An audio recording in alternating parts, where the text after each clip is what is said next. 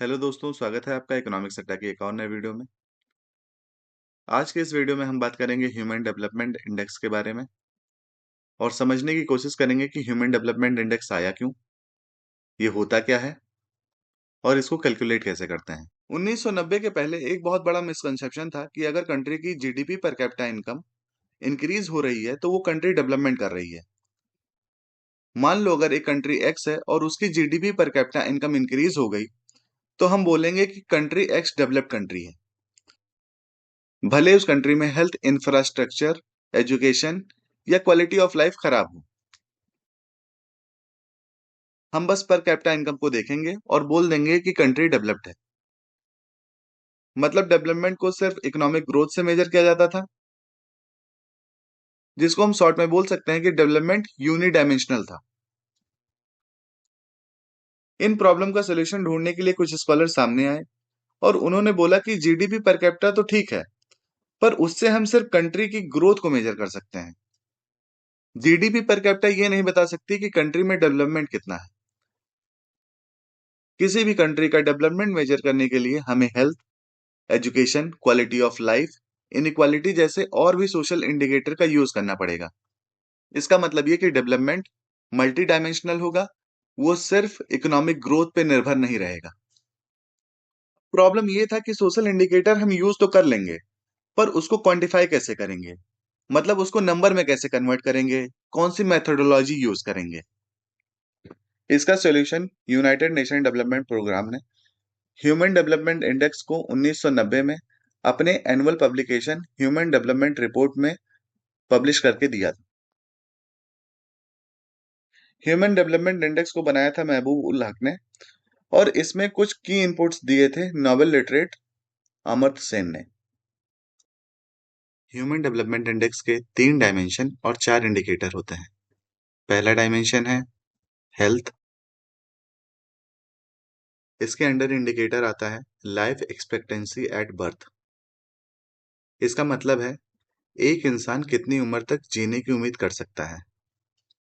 ये इनडायरेक्टली बताता है कि एक कंट्री का health care system, sanitation, nutrition और लाइफस्टाइल कितना अच्छा है। दूसरा डायमेंशन है एजुकेशन। इसमें 2 इंडिकेटर आते हैं। पहला इंडिकेटर है मीन ईयर ऑफ स्कूलिंग, मतलब लोगों ने एवरेज कितने साल तक पढ़ाई की है। जो 25+ ईयर के लोग हैं, ये उनके लिए होता है। और दूसरा इंडिकेटर है एक्सपेक्टेड ईयर ऑफ स्कूलिंग। ये इंडिकेटर दिखाता है कि अगर एक छोटा बच्चा स्कूल ज्वाइन करता है तो कितने साल तक पढ़ सकता है, एज्यूमिंग कि सब कुछ नॉर्मल चल रहा है। ये दोनों इंडिकेटर बताते हैं कि कंट्री की करंट एजुकेशन लेवल और फ्यूचर प्रोस्पेक्ट कैसे हैं। तीसरा डायमेंशन है स्टैंडर्ड ऑफ लिविंग। इसका इंडिकेटर होता है gross national income per capita, और ये GNI per capita purchasing power parity पे कैलकुलेट किया जाता है। ये बताता है कि लोगों के पास एवरेज में कितना इनकम है और उनका परचेजिंग पावर क्या है। अब एक क्वेश्चन हम सबके दिमाग में आएगा कि हमने जीडीपी पर कैपिटा क्यों नहीं लिया, हमने जीएनआई पर कैपिटा क्यों लिया? तो जीएनआई पर कैपिटा में सिर्फ डोमेस्टिक इनकम नहीं होता है, बल्कि फॉरेन इनकम भी इंक्लूड होता है। इसलिए जीडीपी से ज्यादा एक्यूरेट माना जाता है। इसलिए हमने यहाँ पे जीएनआई पर कैपिटा लिया है। चलिए अब टेबल के थ्रू समझ लेते हैं कि ह्यूमन डेवलपमेंट इंडेक्स को कैलकुलेट कैसे करेंगे। डायमेंशन इंडेक्स के लिए हम फॉर्मूला यूज करेंगे actual value minus minimum value divided by maximum value minus minimum value. पहला डायमेंशन है हेल्थ। इसमें इंडिकेटर है life expectancy at birth. Life expectancy at birth की मिनिमम वैल्यू होगी 20 ईयर और मैक्सिमम वैल्यू होगी 85 ईयर। तो हेल्थ डायमेंशन का इंडेक्स बनेगा जो भी कंट्री की लाइफ एक्सपेक्टेंसी एट बर्थ की एक्चुअल वैल्यू होगी माइनस 20 डिवाइडेड बाय 85 माइनस 20। दूसरा डायमेंशन है एजुकेशन। इसमें 2 इंडिकेटर होते हैं mean year of schooling and expected year of schooling. Mean year of schooling का मैक्सिमम वैल्यू होगा 15 ईयर एंड मिनिमम वैल्यू होगी 0। और एक्सपेक्टेड ईयर ऑफ स्कूलिंग की मिनिमम वैल्यू होगी 0 और मैक्सिमम वैल्यू होगी 18 ईयर। अब इसमें पहले हम डायमेंशन इंडेक्स का फॉर्मूला लगा के मीन ईयर ऑफ स्कूलिंग निकाल लेंगे और फिर एक्सपेक्टेड ईयर ऑफ स्कूलिंग निकाल लेंगे। क्योंकि इसमें दो इंडिकेटर हैं तो इसका एवरेज ले लेंगे, मतलब मीन ईयर ऑफ स्कूलिंग जो है plus expected year of schooling divided by 2। तो इसका एवरेज जो होगा वो हमारा एजुकेशन डायमेंशन का इंडेक्स हो जाएगा। तीसरा है standard of living. Standard of living की मिनिमम वैल्यू है $100 और मैक्सिमम वैल्यू है $75,000। अब जो डायमेंशन इंडेक्स का फॉर्मूला हमने हेल्थ और एजुकेशन में यूज किया था, वो फॉर्मूला थोड़ा मॉडिफाई करके हम यूज करेंगे स्टैंडर्ड ऑफ लिविंग में। अब देख लेते हैं मॉडिफिकेशन क्या करेंगे हम डायमेंशन इंडेक्स के फॉर्मूले में। इस फॉर्मूले में जितनी भी वैल्यूज हैं उन सबका लॉगरिथमिक वैल्यू कैलकुलेट करना पड़ेगा। और अगर हम इन तीनों इंडेक्स का ज्योमेट्रिक मीन ले लेंगे तो जो वैल्यू निकल के आएगी तो वही वैल्यू बन जाएगी HDI।